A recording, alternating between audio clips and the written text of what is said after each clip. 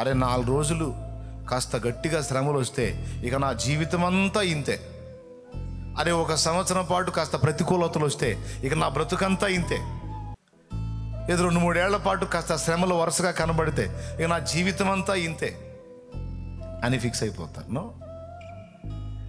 2 ఏళ్ళు కాదు, 4 ఏళ్ళు కాదు, 10 ఏళ్ళు అయినా తప్పకుండా ఆయన చిత్తం అయితే ఆయన నిన్ను ఖచ్చితంగా విడిపిస్తాడు. ఆ నిరీక్షణ పోగొట్టుకోకూడదు, ఆ నమ్మిక తప్పిపోకూడదు. తుది శ్వాస విడిచేంత వరకు ఆయన పట్ల మనకున్న విశ్వాసం సన్నగిల్ల రాదు, నిరీక్షణ కోల్పోరాదు. ఈరోజు ఇక్కడ కూర్చున్నాళ్ళు కావచ్చు, లైవ్లో అందుబాటులో ఉన్నాడు కాదు, అందరికీ చెప్తున్నా, రేపు పరిస్థితులు మారునన్న ఆశ ఉన్నది. ఈరోజు నీకు శ్రమ వచ్చిందా, రేపు విడుదల కలుగునన్న నిరీక్షణ విశ్వాసం మనకున్నది. ఉంది ఉంది ఉంది ఉంది ఉంది ఉంది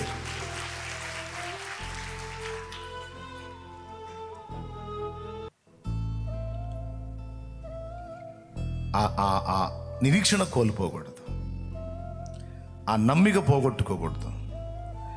మరణం వరకు నమ్మకంగా ఉండు, నేను నీకు జీవ కిరీటం ఇస్తానన్నాడు. అపవాది మిమ్మల్ని చెరలో వేయించబోతున్నాడు. 10 దినములు శ్రమ కలుగును, మరణం వరకు నమ్మకంగా ఉండు, నేను నీకు జీవ కిరీటం ఇస్తాను. బతుకంతా శ్రమ కాదు, 10 days.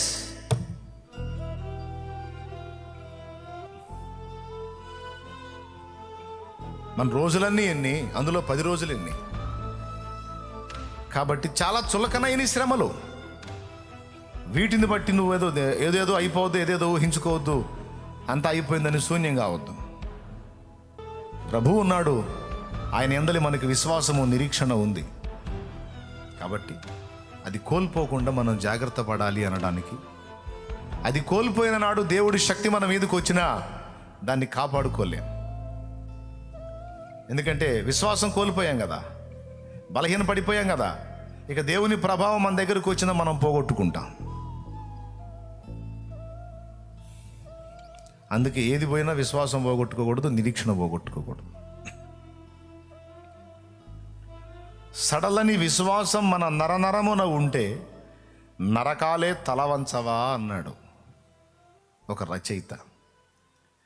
సడలని విశ్వాసం మన నరనరమున ఉంటే నరకాలే తలవంచవా. సడలని విశ్వాసం మన నరనరమున ఉంటే నరకాలే తలవంచవా. వస్తాడు వస్తాడు, దివిని వీడి వడివడిగా దిగి వస్తాడు. ఆ కరుణామయుడు తాను తిరిగొస్తాడు. వస్తాడు వస్తాడు, దివిని వీడి వడివడిగా దిగి వస్తాడు.